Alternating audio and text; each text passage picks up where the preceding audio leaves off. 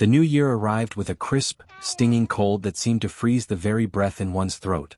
But at Orchard House, the atmosphere was thick with a different kind of tension, the frantic, delightful chaos of preparing for a party. Mrs. Gardiner, a wealthy neighbor, had sent an invitation for a New Year's Eve dance, and for Meg and Joe, it was the social event of the century. In a house where every penny was pinched, a party was not just a gathering. It was a rare excursion into a world of light, music, and the rustle of silk. The preparation was an ordeal of its own. Meg, being the eldest and the most concerned with appearances, was in a state of high anxiety. She spent hours trying to turn her one decent silk dress into something fashionable, while Joe stood by, offering more commentary than actual help. The greatest tragedy, however, lay in Joe's own attire. Her one good dress had a massive, unsightly burn mark on the back, a souvenir from a night spent too close to the parlor fire while she was lost in a book. "I shall just have to stay against the wall all night," Joe declared, standing in the center of the room while Meg frantically tried to curl Joe's unruly hair with a pair of hot tongs. "No one will see the back of me and I can watch the fun without being noticed. It's a perfect plan for a literary lady who prefers observations to dancing." "Oh Joe, do be careful," Meg cried as a smell of burnt hair suddenly filled the room.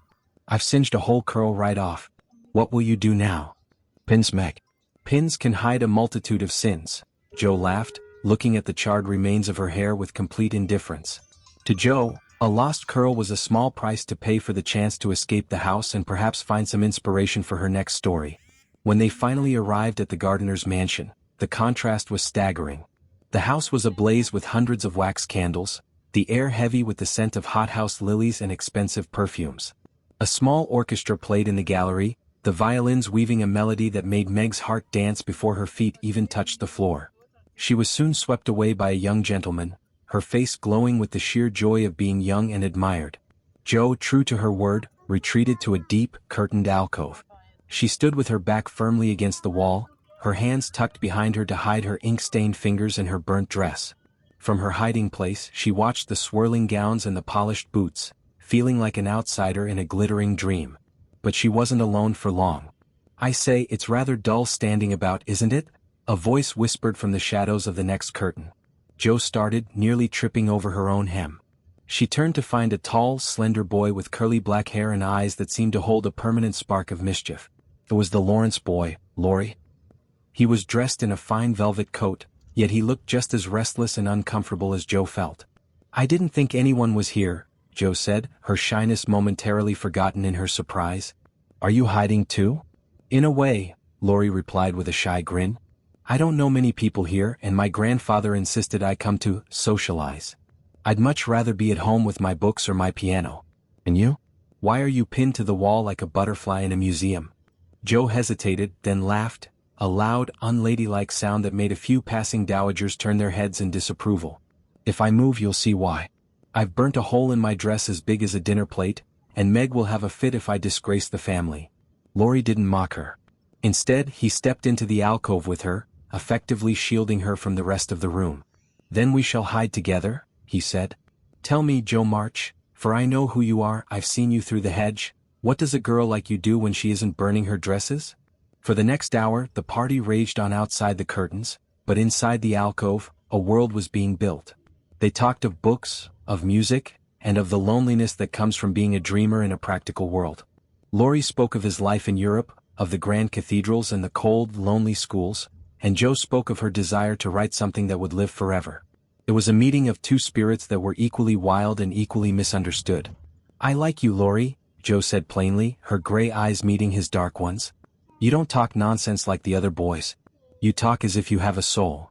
And you talk as if you have a fire inside you," Laurie replied softly. The night ended with a wild, secret dance in a deserted hallway where no one could see Joe's burnt dress. They whirled about to the distant music of the violins, two orphans of the winter finding a brother and a sister in each other. When Meg finally found them, her hair slightly disheveled and her slippers worn thin, she was shocked to see Joe laughing with the reclusive neighbor. As they walked home through the moonlit snow, Meg talked of the gentleman and the laces, but Joe remained silent, her mind spinning with the words Laurie had shared. The fence between the two houses had not just been crossed, it had been torn down.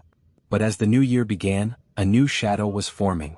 Amy, left at home and feeling the sting of being the youngest and forgotten, was nursing a resentment that would soon boil over into an act of revenge that would nearly cost the family everything. The friendship with Lori brought a new, vibrant energy to Orchard House, but it also stirred a dark, simmering resentment in the heart of little Amy. She was 12, an age where being left out felt like a personal insult. When Joe and Lori planned a trip to the theater with Meg, Amy pleaded to go. But Joe, still holding on to her pride and wanting a night away from the childish antics of her younger sister, had been sharp and dismissive. "You can't go, Amy. You weren't invited and you'll only be a fidget," Joe had said, shutting the door with a finality that echoed like a slap. Left alone in the silent house, Amy's artistic soul twisted with a sudden venomous spite. She looked at Joe's desk, where a thick manuscript lay, a collection of fairy tales that Joe had spent years writing, pouring every secret dream and every drop of ink from her soul into those pages. In a fit of blind, childish rage, Amy snatched the book and thrust it into the heart of the parlor fire. She watched as the flames licked the edges of the paper, turning Joe's hard work into gray, ghostly ash. When Joe returned, flushed with the excitement of the play, and found her treasure gone, the scream that tore from her throat was one of pure agony. "Amy, you've got it? Where is it?" Joe demanded, her hands shaking. "I burnt it," Amy replied, her voice small but defiant, though her face was as white as the snow outside. "I told you I'd make you pay for being so mean." The explosion was immediate. Joe struck her sister, a physical manifestation of a heartbroken fury. "I'll never forgive you. Never. You've killed something I can never bring back." For the next 24 hours, a wall of ice stood between the sisters. Marmee tried to intervene, speaking of the dangers of a temper that burns like wildfire, but Joe's heart was a fortress of bitterness. The next afternoon, Lori came by to take Joe skating on the river. Amy, desperate to make amends but too proud to speak, followed them at a distance, her skates clinking in her hand. The river was a vast, silver ribbon of ice, beautiful but treacherous in the late winter thaw. Lori, being experienced, shouted a warning back to Joe. "Keep near the shore, Joe. The ice is thin in the middle, near the bend." Joe heard him perfectly. She saw Amy lagging behind, trying to catch up, her eyes wide with a plea for a kind word. But Joe's anger was a cold, hard stone in her chest. She thought to herself, "Let her take care of herself. I don't care what happens to her." She didn't pass the warning back. She turned her head away and skated harder, the wind whistling past her ears. Suddenly, a sound like a pistol shot rang out across the silent valley. Crack. Joe spun around, her heart leaping into her throat. She saw a splash of dark water, a pair of frantic blue mittens clawing at the jagged edge of the ice, and then Amy's golden head disappearing into the freezing depths. "Lori! Help! Amy!" Joe's scream was a high, thin wail of terror. The anger that had consumed her for 2 days vanished in a single heartbeat, replaced by a horror so deep it felt like death itself. She tried to rush toward the hole, but the ice groaned beneath her. She felt helpless, paralyzed by the weight of her own silent cruelty. It was Lori who acted with the precision of a soldier. He flatly spread himself on the ice, sliding a long pole toward the shivering girl. "Hold on, Amy. Grab the pole," Lori commanded, his voice steady despite the life-or-death stakes. After what felt like an eternity of splashing and gasping, they dragged Amy from the water. She was blue with cold, her clothes frozen stiff, her eyes glazed with shock. They wrapped her in their cloaks and half-carried, half-ran her back to Orchard House. That night, as Amy lay shivering in her bed under a mountain of blankets, Joe knelt by her side, her head buried in her hands. The manuscript was gone forever, but she had nearly lost something far more precious. Marmee entered the room, her face filled with a quiet, sorrowful wisdom. "I am a wicked girl," Joe sobbed, her voice broken. "If she had died, it would have been my fault. My temper is a monster, Marmee. I'm afraid I shall do something dreadful one day that I can't undo." Marmee sat on the edge of the bed and took Joe's ink-stained hands in hers. "My Joe, I have struggled with my own temper for 40 years. It is a battle that never truly ends, but it is a battle we must fight every single day. Anger is a fire that consumes the one who holds it more than the one it is aimed at." As the moon rose over the snowy orchard, Joe watched her sister sleep. The hidden thorn of their relationship, the jealousy and the pride, had been pulled out, but the wound was deep. Joe realized that being a little woman wasn't about ribbons or manners. It was about the terrifying responsibility of love, and the courage it takes to forgive even when the heart is broken. The winter was far from over, but in the silence of that room, a new kind of strength was beginning to grow, a strength born not of fire but of the cold, hard lessons of the ice. The spring of 1862 brought no relief to the war-torn nation, and a darker shadow soon fell over Orchard House. A telegram arrived, blunt and cold, shattering the fragile peace of the March family. Mr. March was gravely ill in a Washington hospital, and Marmee was needed at once. The house became a whirlwind of frantic preparation, but beneath the activity lay a heavy, suffocating dread. They needed money for the long journey, money they simply did not have. Joe stood in the center of the kitchen, watching Marmee pack a small bag with trembling hands. The sight of her mother's silent grief acted like a spark to Joe's impulsive soul. She felt a fierce, desperate need to do something, to be the provider her father believed she could be. Without a word to her sisters, Joe snatched up her old bonnet and slipped out into the biting wind. She walked with a determined stride toward the busier part of town, her mind fixed on a single radical sacrifice. She stopped before a small, inconspicuous shop with a sign that read, "Berthelier, Barber and Hairdresser." For a moment, her hand hovered over the latch, and a shiver that had nothing to do with the cold ran down her spine. Her hair was her one beauty, a thick chestnut mane that reached her waist, the pride of her sisters and the envy of her peers. To lose it felt like losing a part of her very identity. But then she pictured her father's pale face in a hospital bed, and her jaw set in a hard, resolute line. The bell above the door gave a lonely tinkle as she entered. The air inside smelled of lavender water and singed hair. An old man looked up from a pile of wigs, his eyes narrowing behind thick spectacles.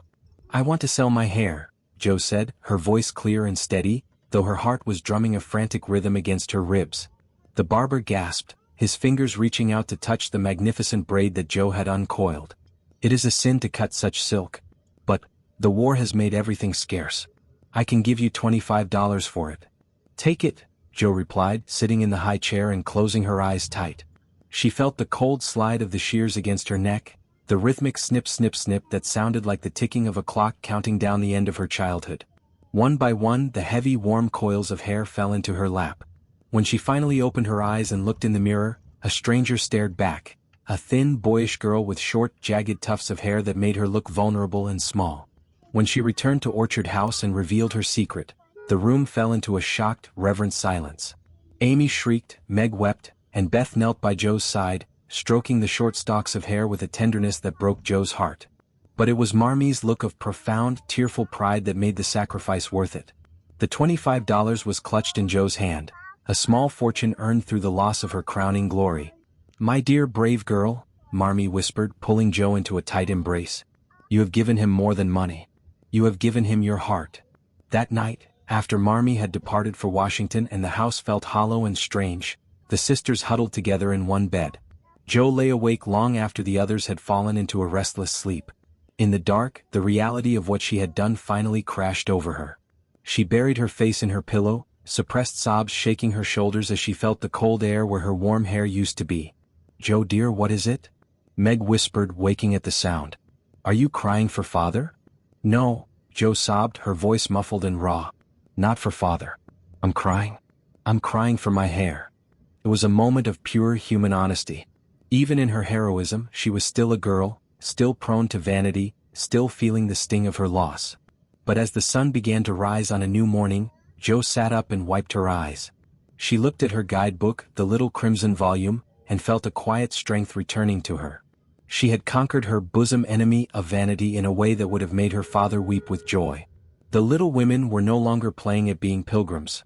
They were walking the path in earnest, and though the road was steep and the burdens were heavy, they were walking it together.